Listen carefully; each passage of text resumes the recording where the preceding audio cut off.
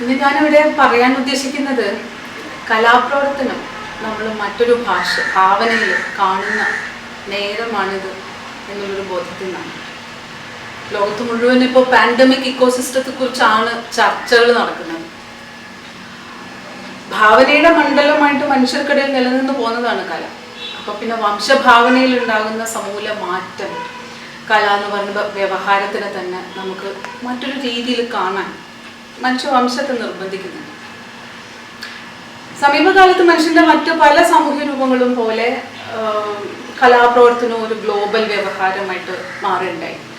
കലാകാരൻ മനുഷ്യൻ കലാകൃതികളുടെ പദ്ധതികളുമായിട്ട് ലോകത്തെ വ്യത്യസ്ത പ്രദേശങ്ങളിലൂടെ ധാരാളം യാത്ര ചെയ്യാൻ തുടങ്ങി. ചിലർ സാംസ്കാരിക അധികാരങ്ങളുടെ പുതിയ സ്ഥാപന രൂപങ്ങളെ ആഘോഷിച്ചു, ചിലരതിനെ ചോദ്യം ചെയ്തു. പല ലക്ഷ്യങ്ങൾ വെച്ചുള്ള ബഹുസംസ്കാരങ്ങളുടെ ഒരു ഒഴുക്കുണ്ടാക്കാൻ മൂലധന വിപണിക്ക് കഴിഞ്ഞു. വിഷ്വൽ ആർട്ട് മ്യൂസിയങ്ങളും ബിനാലകളും ഒക്കെ രാഷ്ട്രങ്ങൾക്ക് കുറുകെ മനുഷ്യരെയും ഇടങ്ങളെയും കൂട്ടിയിണക്കിക്കൊണ്ടുള്ള സാംസ്കാരികമായിട്ടുള്ള ഒഴുക്കിന്റെ മേളന സ്ഥലങ്ങളായി. വളരെ മൂർത്തമായ ഒരു ആർക്കിടെക്ടോണിക് ആവാസ വ്യവസ്ഥയിലാണ് ശരിക്കും പറഞ്ഞ സമകാലിക കലയുടെ ഏറ്റവും ശ്രദ്ധേയമായിട്ടുള്ള ഭാഷകൾ സമീപകാലത്ത് പ്രവർത്തിച്ചുള്ളത്. പക്ഷെ ഇപ്പോൾ മനുഷ്യൻ സൂക്ഷ്മജീവികളുടെ ലോകത്തു നിന്നുള്ള വംശശത്രുവിനെ നേരിടുന്ന ആഗോള വ്യാധികാലമാണ്. മനുഷ്യനെ ക്രൂരമായിട്ട് അയാളിലേക്ക് തന്നെ ആട്ടിപ്പായ്ക്കുന്ന ഒരു സന്ദർഭമാണത്. വാസ്തവത്തിൽ പ്രശസ്തി നേടിയ മിക്ക സമകാലിക പ്രദർശനങ്ങളും ഇതുവരെ പ്രാമാണികമായത് മനുഷ്യര് തമ്മിൽ മാനസികമായിട്ടുള്ള അകലം ജനിപ്പിക്കുന്ന ഒട്ടനവധി വികാരങ്ങളെ ചൂഷണം ചെയ്താണ്. അപ്പോഴും മനുഷ്യർക്ക് കലയിലൂടെ സാംസ്കാരികമായിട്ടും ശാരീരികമായിട്ടും ഒക്കെ അടുക്കുന്നതിന് വേണ്ടിയിട്ട് അനവധി കാരണങ്ങൾ കണ്ടെത്തുന്ന ഇൻസ്റ്റലേഷനുകൾ, അനുഭവങ്ങളുടെ ആവാസ നിർമ്മാണങ്ങൾ, താൽക്കാലിക മ്യൂസിയങ്ങൾ ഒക്കെ സമകാലിക കലയിൽ ഉണ്ടായിരുന്നു. പക്ഷെ ഇപ്പൊ മാനസികം മാത്രമല്ല, ശാരീരികമായിട്ടുള്ള അകലം പാലിക്കേണ്ടി വരികയാണ്. അപ്പോൾ മനുഷ്യർക്ക് ഇനി കൂട്ടായിട്ട് സംവദിക്കാൻ ഡിജിറ്റൽ മാർഗങ്ങളാണ് പുതുതായിട്ട് കണ്ടെത്തേണ്ടി വരുന്നത്. അപ്പോൾ കല ഓൺലൈനായിട്ട് പ്രദർശിപ്പിക്കേണ്ടി വരുമോ? ഈ അടുത്ത് സിഡ്നി ബിനാലെ ഓൺലൈനിൽ ലഭ്യമായിരുന്നു.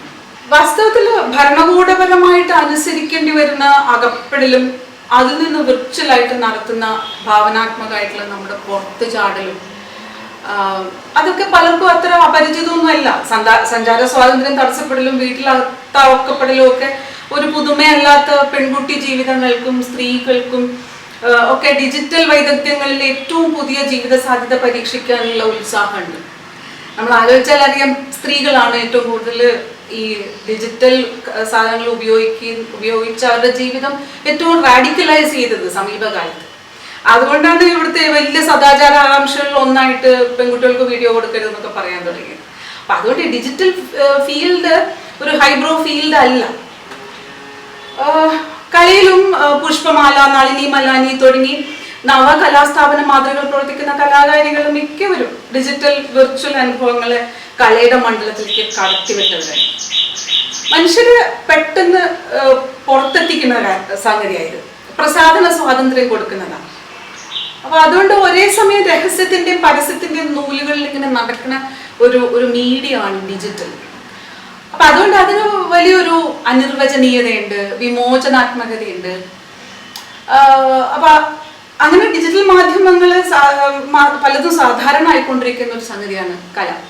ഇപ്പൊ സോഷ്യൽ മീഡിയയിൽ ഇന്ററാക്റ്റീവ് പ്രോജക്റ്റുകൾ, വീഡിയോ ആർട്ട്, ഇത് മാത്രമല്ല അത്ര വ്യാപകമല്ലാത്ത റോബോട്ടിക്സും മെഷീൻ ലേണിംഗും വരെ ഇന്ന് സമകാലിക കലയിൽ വളരെ പ്രധാനപ്പെട്ട പുതിയ സങ്കേതങ്ങളുടെ ഉണർവുണ്ടാക്കിയിട്ടുണ്ട്. പക്ഷെ ഇവയിൽ ചിലതിന് വേണ്ടതായിട്ടുള്ള ഇപ്പോൾ മെഷീൻ ലേണിങ്ങോ റോബോട്ടിക്സോ ഒക്കെ പോലുള്ള സംഗതികൾക്ക് വേണ്ടതായിട്ടുള്ള ഒരു സാങ്കേതിക പരിശീലനം ലോകത്തെ കലാവിദ്യാഭ്യാസ സ്ഥാപനങ്ങളിൽ പോലും എളുപ്പത്തിൽ പ്രാപ്യമല്ല. പലപ്പോഴും വളരെ സ്വകാര്യ മേഖലയിലാണ് അതൊക്കെ പ്രാപ്തിയാവുക. അപ്പൊ അതുകൊണ്ട് ബഹുഭൂരിപക്ഷത്തിന് ഈ മീഡിയ ഉപയോഗിക്കാൻ പ്രയാസങ്ങളുണ്ട്, പ്രാപ്യത കുറവുണ്ട്. പക്ഷെ എങ്കിലും കലയിൽ ഇക്കാലം വരെ ഇതൊന്നും ഒരു അനിവാര്യതയായിരുന്നില്ല. ഭാഷയുടെ ഒരു മേൽക്കോയ്മ ഡിജിറ്റൽ ഫീൽഡ് ഉണ്ടാക്കിയതായിട്ട് ഒന്നും നമുക്ക് പറയാൻ പറ്റില്ല.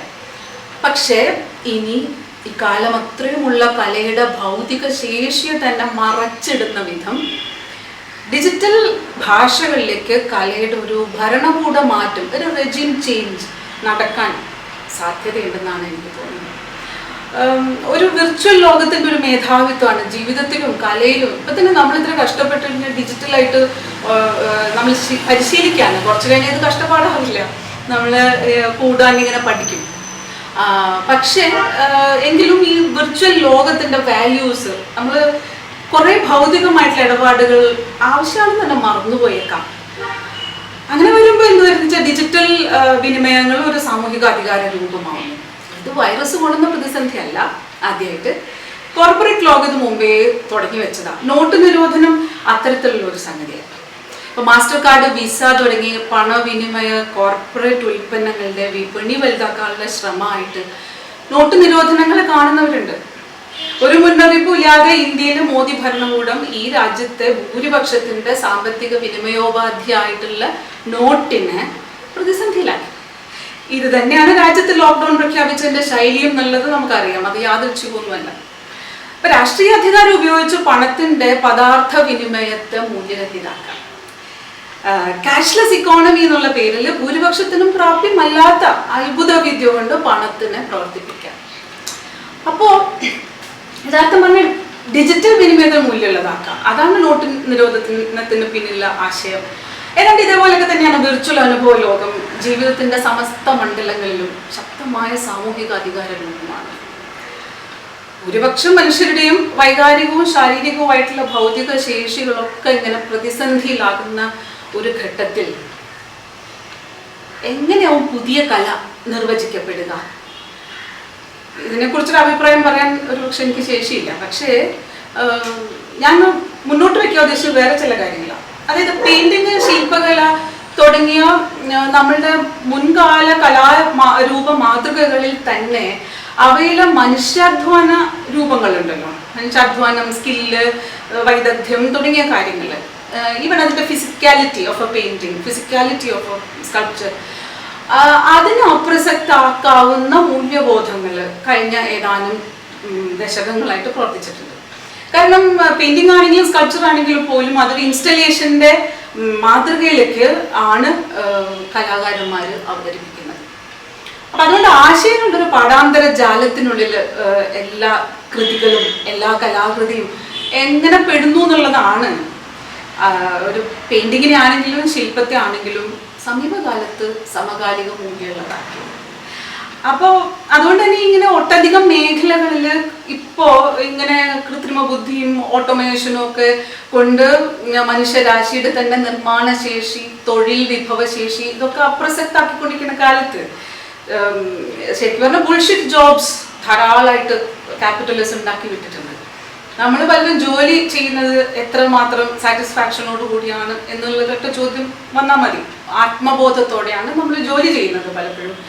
അപ്പൊ ഇത് അധ്വാനിക്കുന്ന മനുഷ്യരെ ഈ ഒരു തൊഴിൽ സമൂഹത്തെ പോലെ തന്നെ ചിത്രശില്പ കലാരൂപങ്ങളെയും കൂടുതൽ ചാരം പൂണ്ട ചവറായിട്ട് മാറ്റുമോ ഈ രംഗത്തെ ഡിജിറ്റൽ ഭരണകൂട മാറ്റത്തിൽ?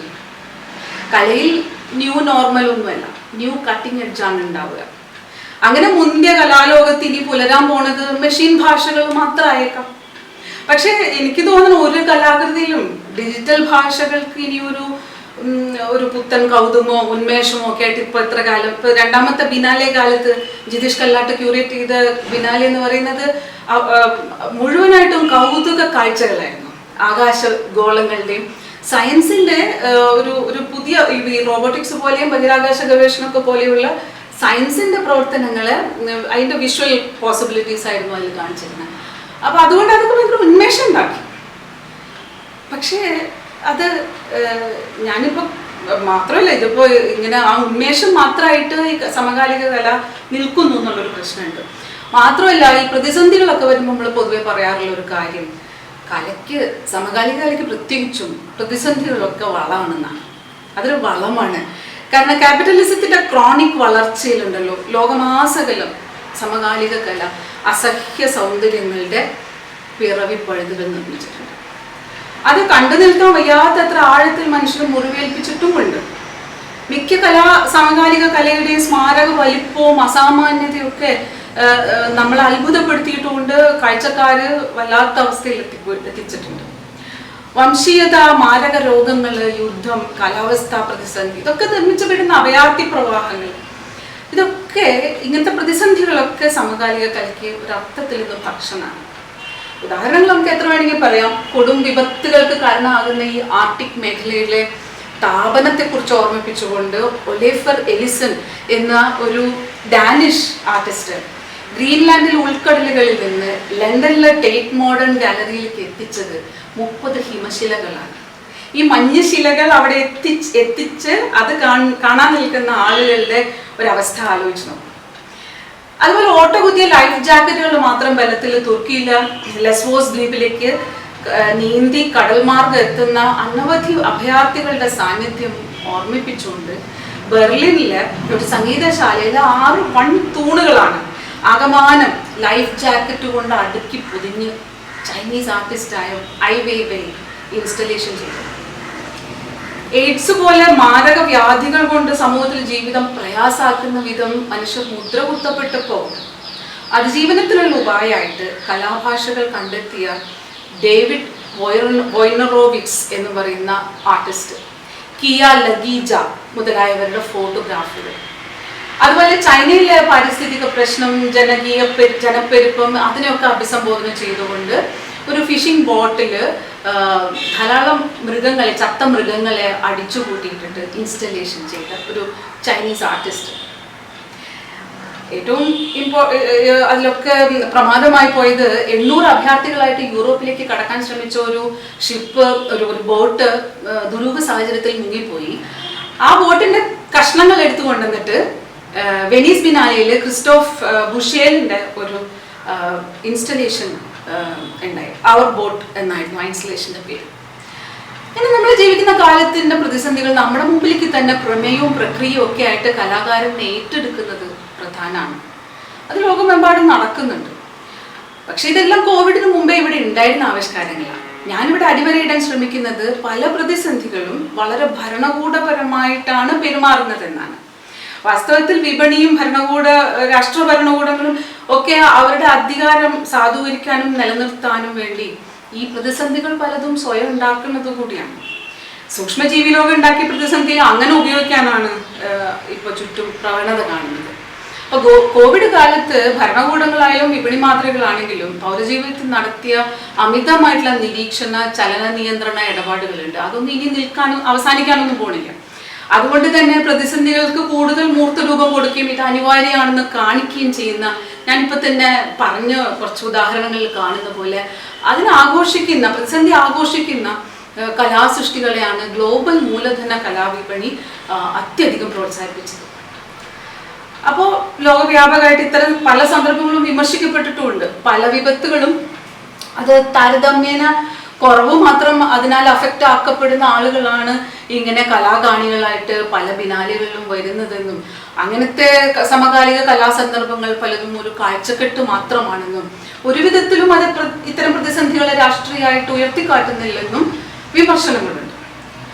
അപ്പൊ ചിലപ്പോ നവകലാസ്ഥാപനങ്ങൾ ഉയർത്തുന്ന രാഷ്ട്രീയ പ്രശ്നം മനുഷ്യാവകാശങ്ങളെ അടക്കം ധ്വംസിക്കും വിധമായിട്ടുണ്ട്. ഒരു ഘട്ടത്തില് ഞാൻ നേരത്തെ പറഞ്ഞ വോയ്നറോവിക്സിന്റെ ഫോട്ടോഗ്രാഫുകൾ, അദ്ദേഹം ഒരു എയ്ഡ്സ് പേഷ്യൻ്റായി മാറിയ ഘട്ടത്തിൽ അദ്ദേഹത്തിന് വേറൊരു രീതിയിലൊരു റാഡിക്കൽ പ്രൊഫൈൽ കിട്ടുകയും അദ്ദേഹത്തിന് ഒരു വലിയ റെട്രോസ്പെക്റ്റീവ് നടത്തുകയും ചെയ്തിരുന്നു. അപ്പൊ ആ ഘട്ടത്തിൽ പുറത്ത് പ്രൊട്ടസ്റ്റേഴ്സ് എഴുതി വെച്ചത് എയ്ഡ്സ് ഇസ് നോട്ട് ഹിസ്റ്ററി എന്നാണ്. അതായത് എയ്ഡ്സിനെ ഹിസ്റ്ററി ആക്കുന്ന അല്ലെങ്കിൽ എയ്ഡ്സിന്റെ ഒരു ഹിസ്റ്റോറിസിറ്റിയെ കുറിച്ചിട്ട് വിശദമാക്കുന്ന കലാ സന്ദർഭങ്ങൾ യഥാർത്ഥത്തിൽ അതിൻ്റെ വിക്ടിംസ് ആയിട്ടുള്ള മനുഷ്യരുടെ ജീവിതത്തിനെ ബുദ്ധിമുട്ടിലാക്കിയിരുന്നത് അതതിൻ്റെ യാഥാർത്ഥ്യമാണ്. അപ്പോൾ വ്യാധിയുടെ ഈ പുതിയ ഘട്ടം വാസ്തവത്തിൽ ഈ പ്രതിസന്ധികളിലേക്ക് ഒരു രാഷ്ട്രീയ തുടർച്ചയാണെന്നാണ് എനിക്ക് തോന്നുന്നത്. കലയുടെ ആവാസ വ്യവസ്ഥയിൽ ഇതുണ്ടാക്കുന്ന പ്രശ്നങ്ങൾക്കും ചരിത്രപരമായിട്ടുള്ള തുടർച്ചയുണ്ട്. അപ്പോൾ അതുകൊണ്ട് മനുഷ്യവംശത്തിന്റെ ഭാവനാ ശേഷി വികസിപ്പിക്കുന്ന കാര്യത്തിൽ യഥാർത്ഥത്തിൽ കലയുടെ ശേഷി എന്താണ് എന്നാണ് നമ്മൾ ആലോചിക്കേണ്ടത്. അതിനേക്കാളും തടസ്സം നിൽക്കുന്ന ചരിത്രപരമായ ബലതന്ത്രങ്ങൾക്ക് സമാനതകളുണ്ട്. ശരിക്കും കല എന്താണ്? അസാധ്യം എന്ന് നമ്മൾ വിചാരിക്കുന്നത്, അപ്രതീക്ഷിതമാണെന്ന് വിചാരിക്കുന്നത്, നിഗൂഢമാണെന്ന് വിചാരിക്കുന്ന പലതിനും മൂർത്ത രൂപം ഇടാൻ കലാകാരന്മാർക്ക് സാധിക്കും. അതാണ് മനുഷ്യ ചരിത്രത്തിൽ ഏറെക്കാലം സാമ്രാജ്യങ്ങളും മതങ്ങളും അടക്കമുള്ള അധികാര കേന്ദ്രങ്ങൾ, ഒട്ടേറെ ജനപദങ്ങളുടെ സഹജീവനങ്ങൾ, ഇതിലൊക്കെയും കല ഒരുപോലെ മൂർത്തഭാവം കൊടുത്തു നിന്നത്.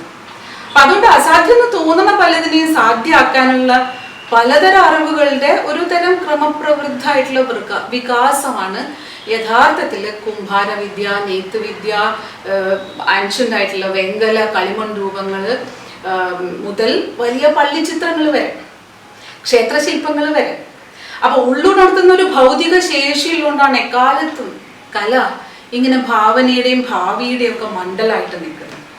അതൊരു ഭൗതിക ശേഷി ആയതുകൊണ്ട് തന്നെ എക്കാലത്തും അതിന് അധികാരത്തെയും മൂലധനത്തെയും സ്ട്രീം ലൈൻ ചെയ്യേണ്ടി വരും. അങ്ങനെ ഉണ്ടാക്കുന്ന ഒരു ഇടം തന്നെയാണ് കല. പക്ഷെ ഈ സ്ട്രീം ലൈനിങ്ങിനെ ഫലത്തിൽ നയിക്കുന്നതാരാണ്? അത് കലയും കലാകാരന്മാരും ആസ്വാദകരും ആശയങ്ങളും ഭാവനയും ഒക്കെ ചേരുന്ന ഒരു മൂല്യ ലോകമാണെന്ന് യഥാർത്ഥത്തിൽ ആധുനിക ലോകത്തെ ഏറെ കൂറും മനുഷ്യരും വിശ്വസിച്ചിട്ടുണ്ട്. അതുകൊണ്ട് തന്നെ പൊതുവിൽ കല ഒരു സവിശേഷ മഹത്വമുള്ള കാര്യമായിട്ട് നമ്മുടെ ഇടയിൽ മനുഷ്യ ജീവിതത്തിൽ ഉൾക്കൊണ്ടത്. പക്ഷെ ഇന്ന് കാര്യങ്ങളേറെ മാറിയിരിക്കുന്നു. അല്ലെങ്കിൽ മറ്റൊരർത്ഥത്തിൽ പഴയ പോലെ ആയിരിക്കുന്നു. അതായത് പണ്ട് മതങ്ങളും ചക്രവർത്തിമാരും പ്രാഥമികമായ അവരുടെ പേരിലും സൗകര്യങ്ങളിലുമാണ് കലയെ ഒരു മൂല്യവും ചരിത്രമാക്കിയത്. ഈ പ്രയോഗമുണ്ടല്ലോ, making of work of art, അത് പലപ്പോഴും ഇന്നത്തെ പോലെ വേറെ മാതിരി അവരുടെ മൂല്യത്തിനും ചരിത്രത്തിനും പുറത്ത് ഉണ്ടായിരുന്നിരിക്കണം. ഇന്ന് കച്ചവട സംസ്കാരത്തിന്റെ അല്ലെങ്കിൽ കൾച്ചർ ഓഫ് ബിസിനസ്, അതിൻ്റെയും സംസ്കാര കച്ചവടത്തിൻ്റെയും, അതായത് ഒരു ബിസിനസ് ഓഫ് കൾച്ചർ, അതിൻ്റെ രണ്ടിൻ്റെ സാമൂഹിക രൂപമാണ് ഒരു സാധനത്തിൻ്റെ കല എന്ന് സാധൂകരിക്കുന്നത്. അതുകൊണ്ട് കല അത് ചെയ്യുന്ന മനുഷ്യരുടെ വൈകാരികവും അനുഭൂതിപരവും ജ്ഞാനസംബന്ധവുമായിട്ടുള്ള ഒരു സ്വതന്ത്ര മേഖലയാണെന്ന് പറയാൻ ഈ ഒരു ഘട്ടത്തിൽ മനുഷ്യരാശിക്ക് ഇടം കൊടുത്തത് ആധുനികതയാണ്. അത് അവനവനെ സാധ്യമാക്കുന്നത് എന്തോ അതിനെ തന്നെ വിമർശിച്ച് വിടുതൽ നേടാൻ സഹായിക്കുന്ന ഒരു ജ്ഞാന സിദ്ധാന്തപരത എന്നുള്ള അർത്ഥത്തിലാണ് ആധുനികതയെ പറ്റി പറഞ്ഞത്. അതാകട്ടെ എക്കാലത്തും മനുഷ്യവംശത്തിലുള്ള കലയുടെ ആത്മശേഷിയാണ്. അത് ഈ ആധുനികത യൂറോപ്പിൽ ഉണ്ടായി എന്നൊക്കെയുള്ളൊരു ധാരണ നമുക്കുണ്ട്. യഥാർത്ഥത്തിൽ യൂറോപ്പിൽ ഉണ്ടായത് ആധുനികതയുടെ സാമൂഹിക രൂപങ്ങൾ ശക്തമായത് മാത്രമാണ്. ഈ മൂല്യം എന്ന് പറയുന്നത് അതിന് മുൻപേ ഉള്ളത് തന്നെയാണ്. ആ മൂല്യത്തിന് കൃത്യമായ സാമൂഹിക രൂപങ്ങൾ ഉണ്ടാവുകയും അതിന് ആധുനികത എന്ന് പേര് കിട്ടുകയും ചെയ്തു എന്നുള്ളതാണ് എൻ്റെ ഒരു തോന്നൽ. പക്ഷേ അത് തന്നെ ഈ ആധുനിക സാമൂഹിക രൂപങ്ങൾ യൂറോപ്പിൽ ഉണ്ടായത് തന്നെയാണ് ഇന്ന് കലയുടെ ആത്മശേഷിയെ പണ അധികാരത്തിൻ്റെ ഉള്ളിൽ കടത്തിവെച്ച് നമുക്ക് അദൃശ്യമാക്കി മാറ്റുന്നത്. ഇതൊരു ഐറണിയാണ്. കല നേരിട്ട് മനുഷ്യജീവിതത്തിൽ പുലരുന്ന അവസരങ്ങൾ ഇന്നും ഉണ്ട് നമ്മുടെ ജീവിതത്തിൽ. കലയെ അത് ചെയ്യുന്നവരിലൂടെ നിരന്തരം നിലനിർത്തുന്നത് യഥാർത്ഥത്തിൽ പ്രാഥമികമായിട്ടുള്ള ചില മൂല്യങ്ങളാണ്. ഒരു മനുഷ്യൻ, നാടോടിയാവട്ടെ, നാഗരികനാവട്ടെ, ഗ്രാമീണനാവട്ടെ, ഡിജിറ്റൽ സൈബോർഗ് തന്നെ ആയിക്കൊള്ളട്ടെ, ചെയ്തു തീർക്കാൻ ഏറെ ക്ഷമ ആവശ്യമുള്ള ഒരു പ്രക്രിയയിൽ അയാൾ ആയിരിക്കുന്നതിൻ്റെ പ്രചോദനം എന്താ? എന്തുകൊണ്ടാണ് അയാൾ തൊട്ടു നോക്കാവുന്ന ഒരു പദാർത്ഥത്തിൽ ഒരു ആശയത്തെ ആവാഹനം ചെയ്യുന്നത്, മറ്റൊരു പദാർത്ഥത്തിലും ഇതേ ആശയം ആവിഷ്കരിക്കുന്നത്, അപ്പൊ കിട്ടിയ പുതിയ ഇഫക്റ്റിൽ ആനന്ദിക്കുന്നത്? എന്തിനാണ് ഇങ്ങനെ അതിനായിട്ട് അധ്വാനിക്കുന്നത്?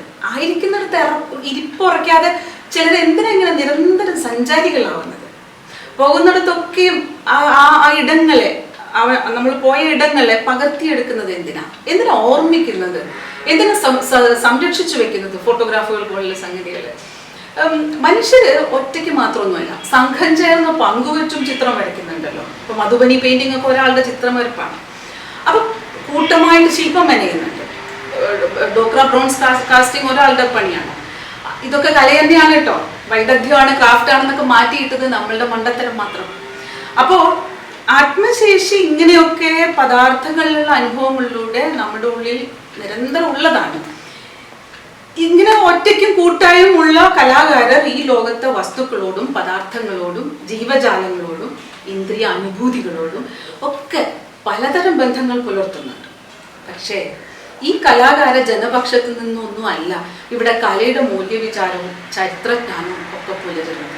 യഥാർത്ഥ പ്രശ്നം അതായിട്ടാണ് എനിക്ക് ഫീൽ ചെയ്യുന്നത്. രാഷ്ട്രങ്ങളുടെയും ഭരണകൂടങ്ങളിലൊക്കെ വിപണി മൂലധനത്തിന്റെ യുക്തിയിലാണ് പൊതുവേ കല നമ്മൾ അഭിസംബോധന ചെയ്യുന്നതും രേഖപ്പെടുത്തുന്നതും ഈവൻ ഇപ്പോൾ കലാചരിത്രം നിർമ്മിക്കുന്നതും കാറ്റലോഗുകൾ എഴുതുന്നതും മ്യൂസിയങ്ങൾക്ക് അതിൻ്റെതായിട്ടുള്ള ഒരു റൈറ്റിംഗ് ബ്രിഗേഡ് തന്നെയുണ്ട്.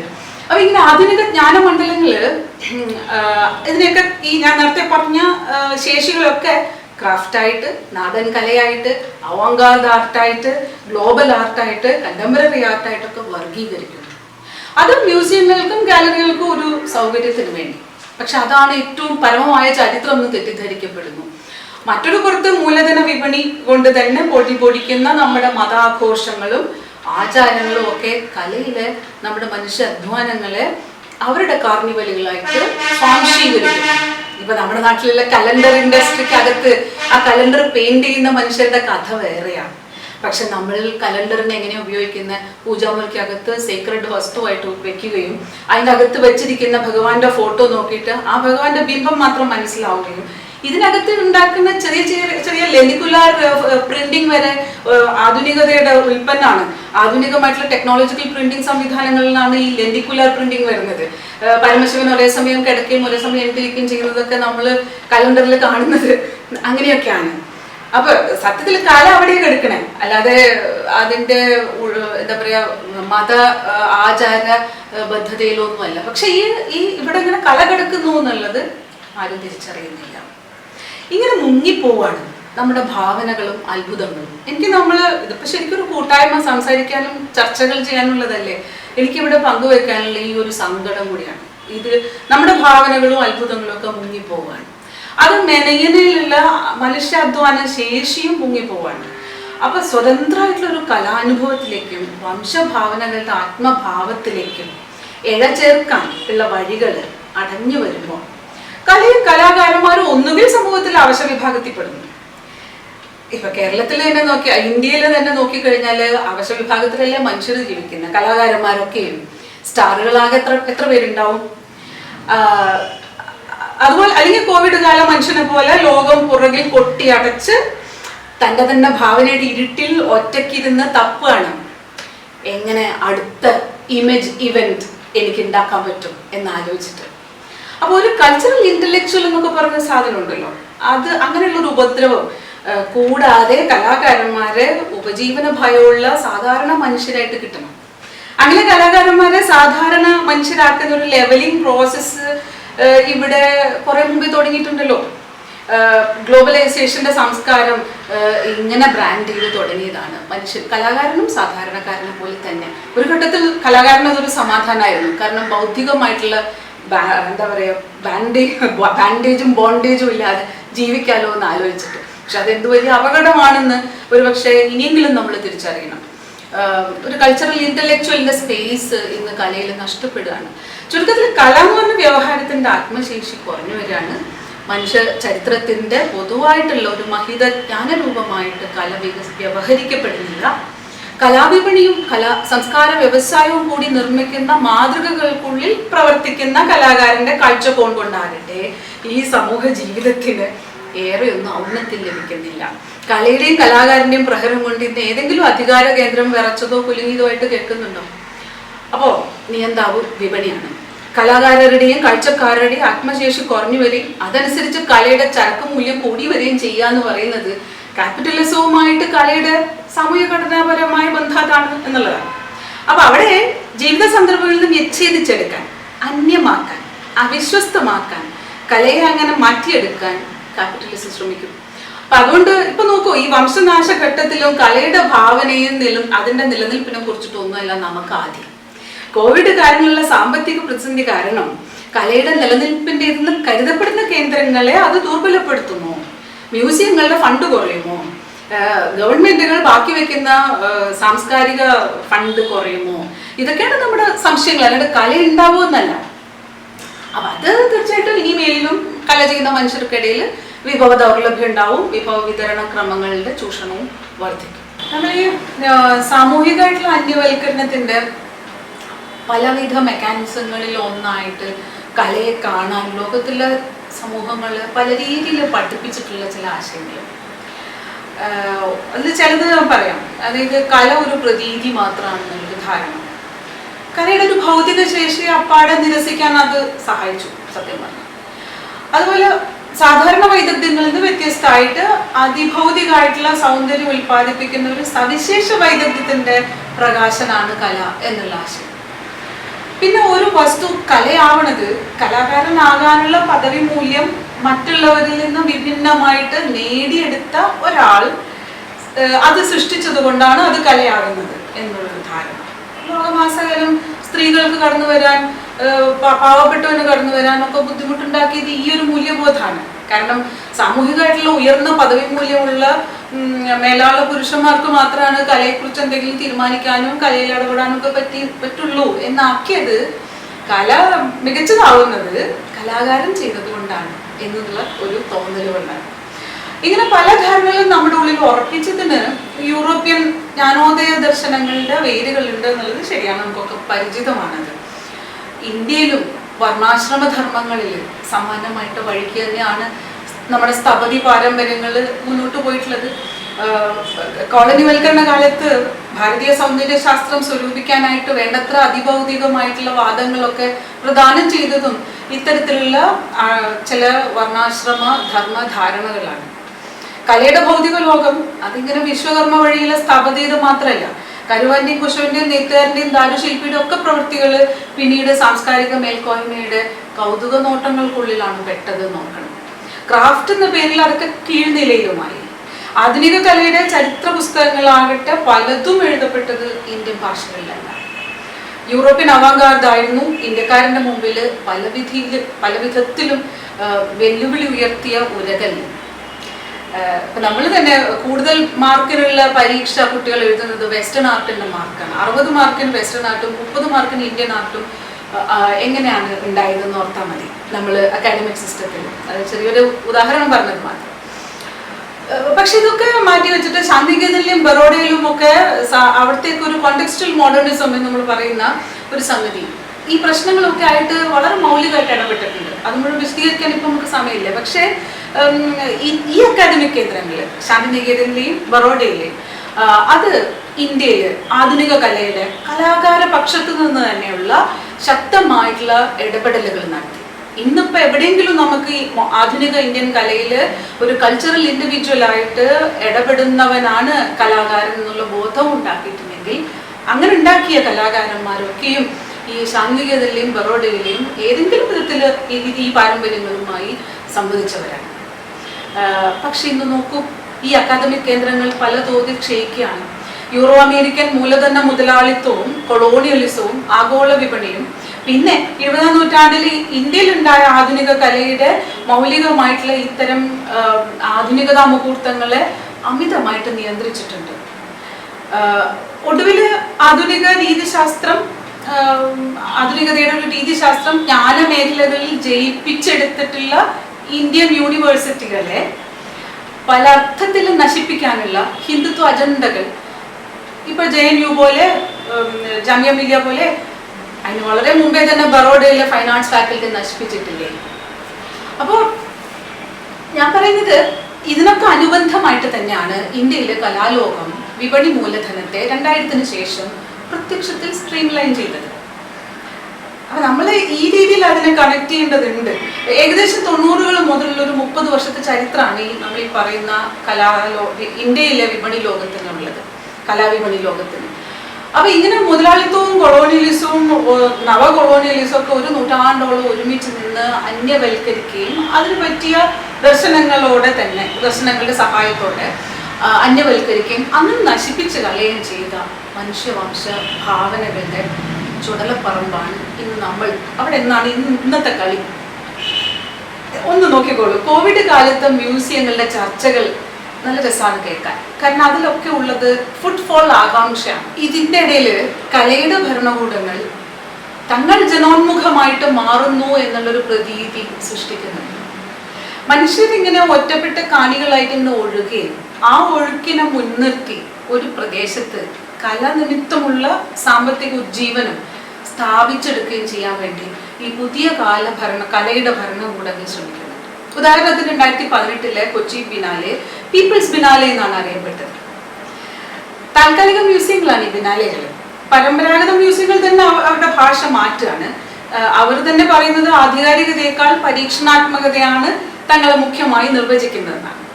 കാണിയും കലയുമായിട്ട് അന്യോന്യ സമ്പർക്കത്തിൽ വരിക, കാണി കലയിലാകെ മുഴുകുക, അങ്ങനെ ചെയ്യുന്ന ഒരു സന്ദർഭ സൃഷ്ടിക്ക് വേണ്ടിയിട്ടാണ് നവമ്യൂസിയങ്ങളുടെ പരീക്ഷണം നടക്കുന്നത്. അതേപോലെ ആധികാരികമായിട്ടുള്ള വിവരങ്ങളുടെ സഹായത്തോടെ അങ്ങനെ അകന്നു നിന്ന് കാണാവുന്ന ഒരു കലാസൃഷ്ടി കാണാനൊന്നുമല്ല നിങ്ങൾ വരേണ്ടത്. മറിച്ച് നിങ്ങൾ ഇടപെട്ട് ഇന്ററാക്റ്റീവ് ആയിട്ട് ഇടപെടാനായിട്ടാണ് കലാസൃഷ്ടികൾ നിങ്ങളെ കാത്തിരിക്കുന്നത് എന്നാണ് നവമ്യൂസിയം കലാഭാഷകൾ പറയുന്നത്. പ്രത്യക്ഷത്തിൽ കലയുടെ ഭൗതിക ശേഷിയെക്കുറിച്ച് തിരിച്ചറിഞ്ഞ മനുഷ്യരുടെ കൂട്ടായ്മയല്ല, വെറും ആൾക്കൂട്ടത്തെയാണ് ഈ പരീക്ഷണങ്ങളൊക്കെ ആഗ്രഹിക്കുന്നത്.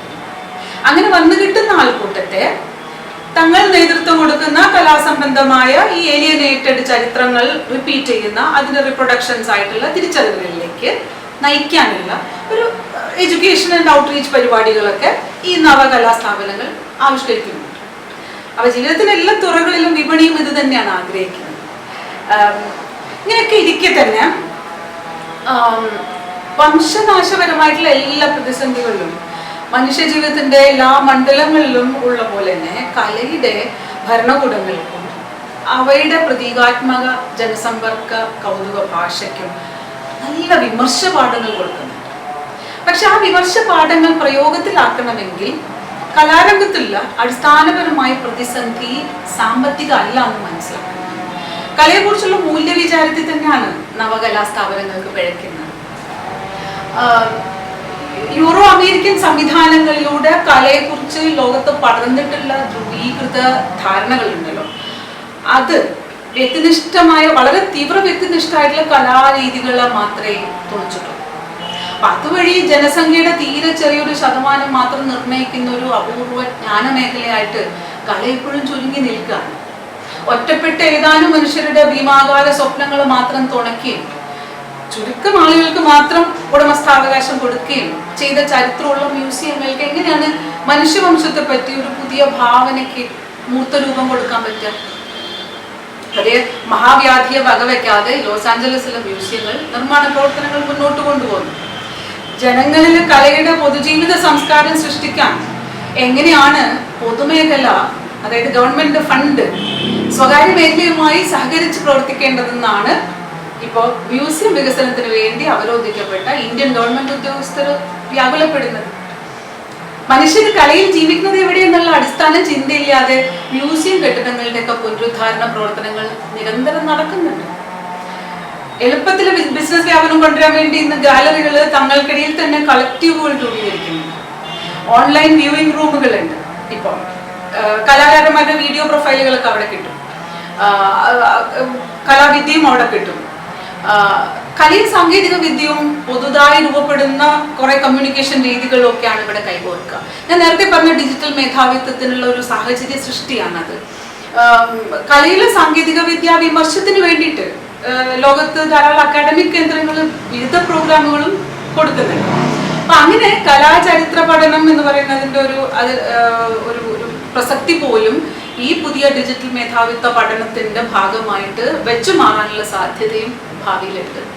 കലാകമ്പോളം അതിന്റെ വിപുലനത്തിന് വേണ്ടി സമൂഹത്തിലെ ആധുനികവൽക്കരണ ചരിത്രത്തിന്റെ അരികുകളിലല്ല, അതിന്റെ ഉൾക്കാടുകൾ, ആദിവാസത്തിന്റെ ഉൾക്കാടുകളിൽ തന്നെ പോയിട്ട് തങ്ങൾക്കിടയിൽ നഗരത്തിൽ പെരുമാറാൻ അറിയുന്ന പുതിയ കലാകാരന്മാരെ കണ്ടെത്തിക്കൊണ്ടിരുന്നുണ്ട്. അമേരിക്കയിൽ ഇപ്പോൾ നേറ്റീവ് ഇന്ത്യൻ ആർട്ടിസ്റ്റുകളുടെ ഒരു പുതിയ പ്രദർശനം ഓൺലൈനായിട്ട് ഈയിടെ ഞാൻ കണ്ടു.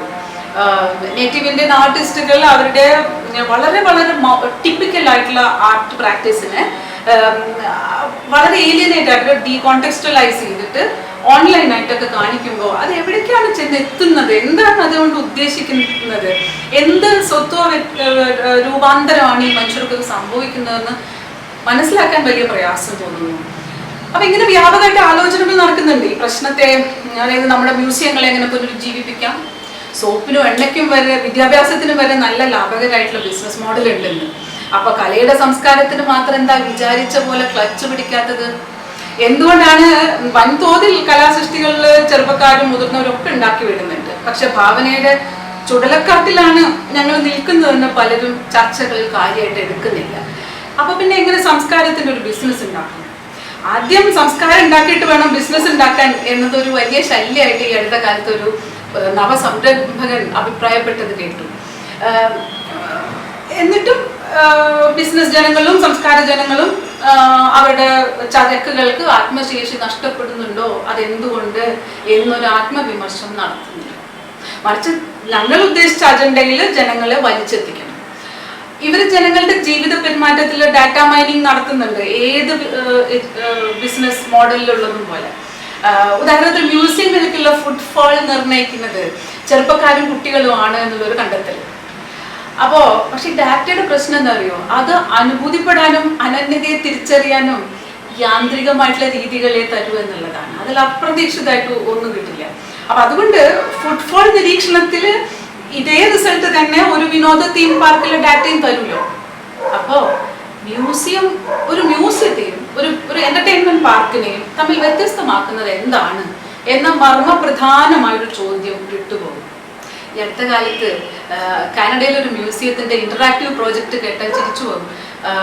അവർക്ക് ഏതോ നടരാജന്റെയോ ഏതോ ഇന്ത്യൻ ഗോഡിന്റെ ഒരു ഐഡൽ അവിടെ ഉണ്ട്. ആ ഐഡല്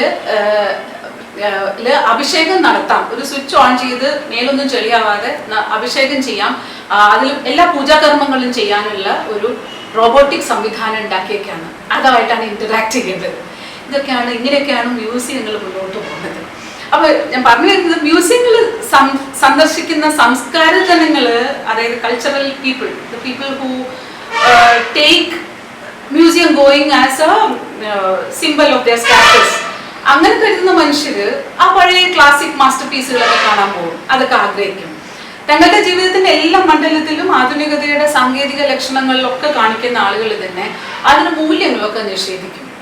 അപ്പൊ അതുകൊണ്ട് എന്താ വെച്ചാൽ, ഇപ്പൊ ഒരു എക്സാമ്പിൾ പറയുകയാണെങ്കിൽ, പ്രബുദ്ധനായിട്ടൊരു അഭ്യസ്ത വിദ്യ, അയാൾ സ്വകാര്യമായിട്ടോ രാഷ്ട്രീയമായിട്ടോ, ഇപ്പൊ രാഷ്ട്രീയമായിട്ടോ മതാചാരം നടത്തുമല്ലോ, മതാചാരങ്ങൾ നടത്തുന്ന സമയത്ത് അതിന്റെ ഭാഗമായിട്ട് അയാൾ കയ്യിലെടുത്ത വെങ്കലപാത്രം ഉണ്ടല്ലോ, അത് അവനുടെ കയ്യിൽ എങ്ങനെ വന്നു എന്ന് ഓർക്കാറില്ല. ഒരു മൺകരുവിൽ മെനഞ്ഞ് മെഴുകില് പൊതിഞ്ഞ് വീണ്ടും പുറം പൊതിഞ്ഞ് പിന്നെ കനത്ത ചൂടില് ചുട്ട് മെഴുക് കളഞ്ഞ് അതിൽ കൂട്ടുലോഹം ഉരുക്കി ഒഴിച്ച് ഒട്ടേറെ മനുഷ്യർ എത്ര ദിനരാത്രങ്ങൾ കൊണ്ട് പണിതെടുത്ത സുന്ദരാകാരമാണ് ഒരു പതിവ് കിണ്ടിയായി ഉരുളിയായി ഏതൊക്കെയോ ആചാര ജീവിതത്തിന്റെ പ്രതീകം മാത്രമായി ഇരിക്കുന്നതെന്ന് നമ്മൾ ഓർക്കാറുണ്ടോ? ജീവിതത്തിന്റെ ഓരോ അംശത്തിലും കല ഇങ്ങനെ അജ്ഞാത മനുഷ്യരുടെ അധ്വാനവും ദൃശ്യചിന്തയായിട്ട് ഇരിക്കുന്നുണ്ട്. അതിനെക്കുറിച്ചുള്ള അറിവാണ് കലാചരിത്രം. ആ അറിവാണ് ഇവിടെ പ്രയോഗത്തിലില്ലാത്തത്.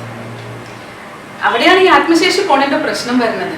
കലയുടെ വ്യാവഹാരിക സാധ്യതകളെ സത്യസന്ധമായിട്ട് ചർച്ച ചെയ്യാൻ പോലും ആകാതെ അടച്ചു കളയുന്നത് സ്വാർത്ഥവും മേധാവിത്വപരവും തീവ്ര വ്യക്തിവാദപരവും ഭാവനാശൂന്യവുമായ കലാചരിത്ര ബോധമാണ്. ഇങ്ങനെ ഭാവനകൾ മരിക്കുമ്പോൾ ഒരു വലിയ പ്രശ്നം എന്താ വെച്ചാൽ, നമുക്ക് അനുഭൂതികൾ ഉണ്ടാവുന്നില്ല. കാരണം മനുഷ്യവംശം കണ്ടെത്തിയ അനുഭൂതികളുടെ ഭൗതിക മാതൃകകളൊക്കെ മനുഷ്യർ തമ്മിൽ ഇണക്കുന്നതാണ്, അധ്വാനത്തിന് മഹത്വം കൊടുക്കുന്നതാണ്. ഭൂമിശാസ്ത്രപരമായിട്ടും സാംസ്കാരികമായിട്ടുള്ള തനിമയുള്ള ഒരു ബൗദ്ധികതയാണ്. എന്തിനധികം ഇപ്പൊ ചെന്നമംഗലം കൈത്തറി എന്ന് പറയുന്നത്, ചെന്നമംഗലത്ത് ജനങ്ങൾ പ്രത്യേക രീതിയിൽ അതിന്റെ ഗുണം കൊണ്ട് ആ പ്രത്യേക ജോഗ്രഫിയെ തിരിച്ചറിയിപ്പിക്കുന്ന ഒരു ടെക്സ്റ്റൈൽ ഉൽപ്പന്നമാണ്. അതിനകത്തുള്ള വീവിംഗ് പാറ്റേണുകളിൽ കാലാന്തരത്തിൽ എന്ത് മാറ്റം വേണം എന്നുള്ളതിനെ കുറിച്ചിട്ട് സാമൂഹികമായിട്ടുള്ള ഒരു സോഷ്യൽ ക്രിറ്റിസിസത്തോട് കണക്കാക്കുന്ന ആളുകൾ ഇടപെട്ട് ഒരു കൾച്ചറൽ ഇന്റലക്ച്വലിന്റെ ഇടപെടലോടെ അതിനെ മറ്റൊരു കലാരൂപമായിട്ട് മാറ്റാൻ പറ്റില്ലേ?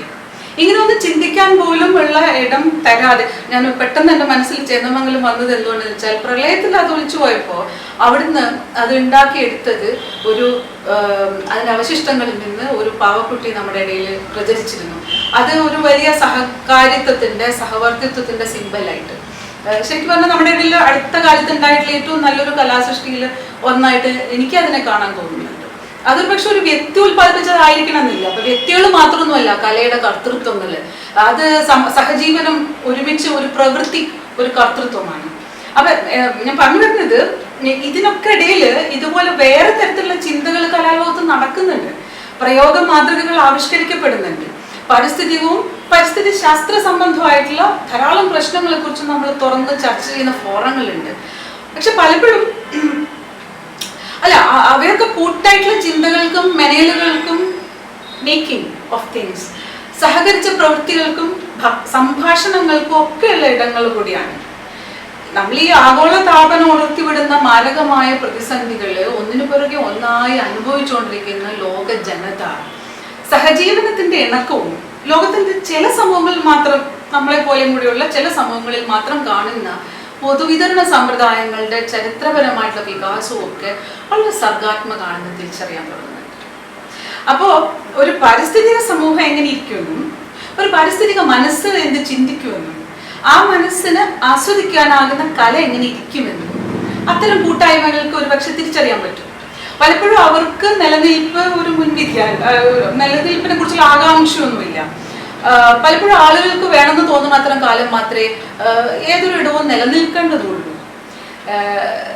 പാരിസ്ഥിതിക ചിന്ത എന്ന് പറയുന്നത് ഈ ആഗോള താപനവും റീസൈക്ലിങ്ങും സൗരോർജവും സൈബോർഗിക് ബന്ധങ്ങളും മാത്രമൊന്നും അല്ലാന്നും അത് സ്നേഹത്തിന്റെയും നഷ്ടബോധത്തിന്റെയും നിരാശയുടെയും അനുതാപത്തിന്റെ ഒക്കെ കാര്യമാണെന്നും തിമോത്തി മോർട്ടന്റെ ഇക്കോളജിക്കൽ തോട്ട് പറയുന്നുണ്ട്. അതൊരു വിമർശ സമീപനാണ്. അതിന് ക്യാപിറ്റലിസവും അതിനുശേഷമുള്ള ജീവിതവും ഒക്കെ ആയിട്ട് ബന്ധമുണ്ട്. ഈ പറയുന്ന പാരിസ്ഥിതിക ചിന്തയ്ക്ക് അസ്തപ്രജ്ഞമാകാതെ അത്ഭുതപ്പെടാനുള്ള കഴിവുണ്ട്. അതിന്റെ വീണ്ടെടുപ്പുകളുണ്ട്, സംശയവും ആശങ്കകളും ഒക്കെ ഉണ്ട്, ആഹ്ലാദവും മിഴിവും മുഷിപ്പും വൈചിത്ര്യവും വേദനകളും ഒക്കെ ഉണ്ട്, പ്രത്യയശാസ്ത്രങ്ങളും അതിന്റെ വിമർശനവും ഉണ്ട്. വംശീയതയും ലിംഗവിവേചനവും ലൈംഗികതയും ഒക്കെ ആയിട്ട് അത് രാഷ്ട്രീയമായിട്ട് ബന്ധപ്പെടുന്നുണ്ട്. അതിന് സ്വത്വവും അതിന്റെ 100,000 കഷ്ടതകളുമായിട്ട് ബന്ധമുണ്ട്.